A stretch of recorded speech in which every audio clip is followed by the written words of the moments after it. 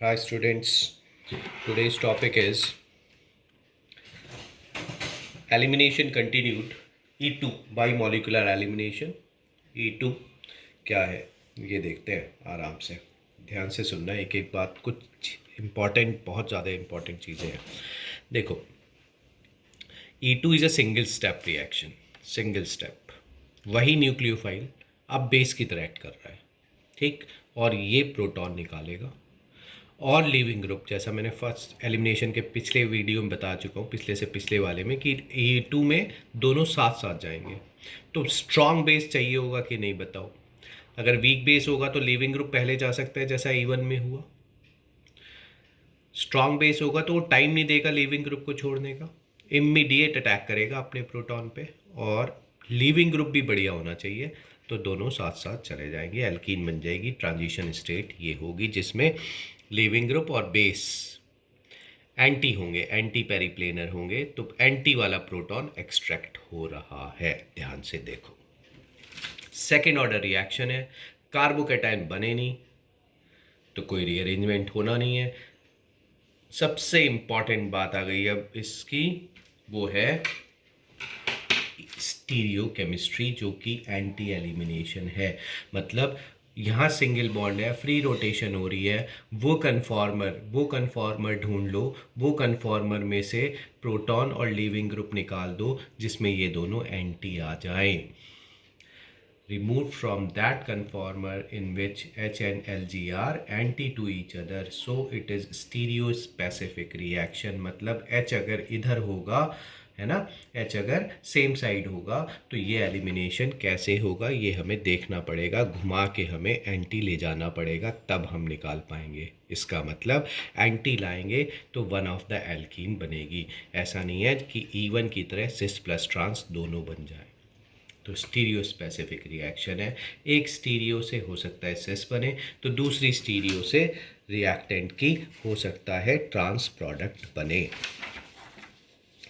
अब सबसे इंपॉर्टेंट बात है कि फैक्टर फेवरिंग E2 में सबसे पहले मैंने एल्काइल हैलाइड की नेचर में 3 डिग्री 2 डिग्री 1 डिग्री, अब देखो ये तुम्हें थोड़ा अटपटा सा लग रहा होगा कि यही E1 में ऑर्डर था, यही E2 में है, यही SN1 में था, तो यहाँ कोई कार्बोकैटायंस तो बन नहीं रहे।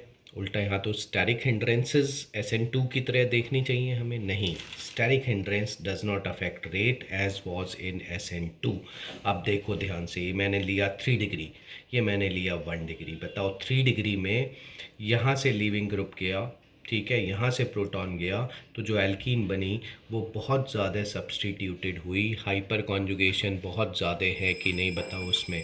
अब मैंने 1 डिग्री एल्कीन ली, 1 डिग्री एल्कीन में अब तुम कॉमन सेंस से क्लियर कर लो कि ये H इतना पार्ट मैंने सेम रखा, तो इधर के हाइपर कॉन्जुगेशन तो बराबर मिलेंगे, लेकिन यहाँ क्योंकि 1 डिग्री हुआ, तो जब एल्कीन ये वाली बनेगी तो यहाँ का हाइपर कॉन्जुगेशन ख़त्म हो गया, लेस सब्सटीट्यूटेड एल्कीन बनी। तो इसका मतलब E2 में प्रोडक्ट की स्टेबिलिटी मैटर करती है, स्टेरिक हिंड्रेंस मैटर नहीं करती, प्रोडक्ट की स्टेबिलिटी। ठीक बात। तो 3 डिग्री 2 डिग्री 1 डिग्री क्यों है, ये इसके एग्जाम्पल के साथ समझा दिया मैंने।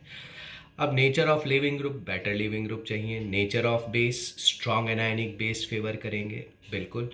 इसका मोस्ट कॉमन रिएजेंट होता है अल्कोहलिक KOH, ठीक है, RO- कुछ भी ले लो, ठीक है। अब ज़रा कुछ और इम्पॉर्टेंट बातें देखो। नाइट्रोजन के न्यूट्रल भी मैं पहले ही बता चुका हूँ कि बड़े स्ट्रांग होते हैं, ठीक है, तो वो स्ट्रांग बेस की तरह एक्ट कर सकते हैं। अब E1 में हमेशा सेड्स मेजर होती थी, E2 में भी हमेशा सेड्स मेजर है, लिखा है इन E2 अगेन सेड्स alkene is always major and Hofmann is minor except tertiary butoxide and R3N। बल्कि बेसिस अगर तुम ले लोगे तो बच्चों वो कौन सा प्रोटॉन निकालना उसे प्रेफरेबल होगा, लीस्ट क्राउडेड, और लीस्ट क्राउडेड प्रोटॉन कौन सा होगा, जो जो हॉफमैन एल्कीन बनाएगा। ध्यान से देखो कि अगर मैं ये कहूँ कि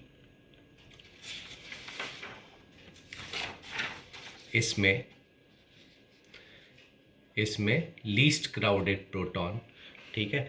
इसमें लीस्ट क्राउडेड प्रोटॉन निकालो, तो लीस्ट क्राउडेड प्रोटॉन, ये वाला प्रोटॉन तो क्राउडेड हो गया बच्चों, ये वाला प्रोटॉन तो क्राउडेड हो गया, दो दो मिथाइल है। ठीक, अब ज़रा इससे तो लिविंग ग्रुप जाएगा, तो यहाँ यहाँ यहाँ प्रोटॉन, तो यहाँ से बीटा कार्बन से ही तो निकलते हैं ना प्रोटॉन, तो एक बीटा से मैंने निकाल दिया। ठीक, अब इससे निकालें, एक ही बात है। अब ज़रा इससे अगर निकालें तो डबल बॉन्ड CH2 बनेगा। ठीक है, तो डबल बॉन्ड CH2 बनेगा, तो बताओ बेटा वो तो हॉफमैन एल्कीन हुई ना, लेस सब्स्टिट्यूटेड। लेकिन ये वाला जो H है ये लीस्ट क्राउडेड हुआ कि नहीं? इससे इससे लेस क्राउडेड है। इससे अगर लेस क्राउडेड है तो बल्कि वाला बेस यहाँ से प्रोटॉन निकाल लेगा, यहाँ से ये वाला H, यहाँ 3 H लिख लो और ये वाला H निकाल लेगा। ठीक है, समझ में आया? एग्जाम्पल लिए मैंने, देखो जिस कार्बन से पे लीविंग ग्रुप है वो तो अल्फा कार्बन हो गया, तो ये बीटा हो गए, ये बीटा हो गए, और ये CH2 CH3 कर लो इसे दिमाग में, CH2 CH3। ठीक है, तो CH2 वाला कार्बन बीटा हो गया। ठीक, अब इससे प्रोटॉन जाए, एक ही बात, ये वाली एल्कीन बन गई। अब ये बताओ CH2 CH3 है ना ये, तो CH2 वाले से H जाए तो यहाँ डबल बॉन्ड आएगा, तो यहाँ देखो डबल बॉन्ड आ गया, और इस C पे 2 मिथाइल ये रहे, और इस C पे एक H, ऐसे लिख लो इसे, CH2 CH3। ठीक है, ये इसमें से एक H गया है, तो एक H बचा ये वाला, और एक CH3 ये वाला। समझ में आ गया? तो अब ये मेजर क्यों हुई? क्योंकि लेस क्राउडेड है, तो मेजर सेड्स होगी बेटा। ठीक है, अब ज़रा स्टीरियो केमिस्ट्री वाले एग्जाम्पल्स ध्यान दो। देखो लिविंग ग्रुप और प्रोटॉन कैसे हैं? एंटी, तो निकाल दो, एंटी है ऑलरेडी, पहले से एंटी है। अब निकालने में बस एक बात ध्यान रखना, तुम तो फिशर में ये बताओ, फिशर में ये दोनों सेम साइड वाले होते हैं ना, बस जो मैं कह रहा हूँ ध्यान से सुनना एकदम, ये दोनों फिशर में सेम साइड वाले होते हैं ना, तो ये दोनों तुम CH3 सेम साइड रख दो एल्कीन में। ठीक, अब बताओ इस C से Br गया तो इस C पे एक D बचा, इस C से H गया तो इस पे भी D बचा। तो अब बताओ ये दोनों अगर सेम साइड है, इस पे भी D बचना है दूसरा, इस पे भी D बचना है, यहाँ तो बताओ बच्चों डबल बॉन्ड आ जाएगा, तो यहाँ डबल बॉन्ड आ गया देखो। ठीक है, तो इससे ये D भी साथ में आ जाएंगे। जब ये दोनों C है, इससे देखना है तुम्हें, देखो अगर ये और ये पहले से एंटी है तो ये दोनों सेम लाई करेंगे, सेम जगह, सेम ओरिएंटेशन में, तो ये बनेगी कौन सी? सिस।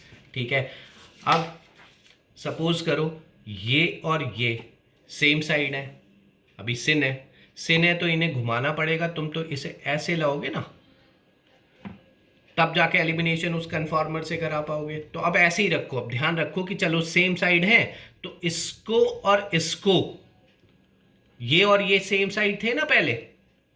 ठीक है, जब ये और ये सेम साइड है तो ये और ये भी सेम साइड है, तो हमें तो इन दोनों को पे कॉन्सेंट्रेट करना है। तो इसमें बताओ घुमाना पड़ेगा कि नहीं, क्योंकि H इधर लाना पड़ेगा, H इधर लाना पड़ेगा, तो मुझे ये बता दो बस कि ये दोनों C2H5 फाइनली ऑपोजिट अलाइन हो जाएंगे कि नहीं, क्योंकि ये C2H5 यहाँ आ गया, ये CH3 यहाँ आ गया।